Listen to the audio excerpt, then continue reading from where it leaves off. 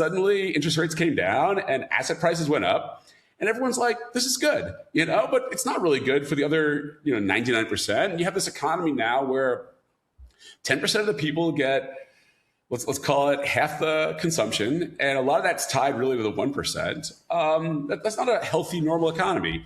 That looks a lot more like South America, where everyone goes to their favela and you have a couple percent of the population that run the businesses. And it's less than 10% of the population. It's a couple percent. And they live in the nice gated communities.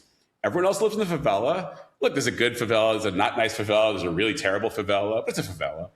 And then the 0.1% that own all the equity in all the businesses, they live in Miami.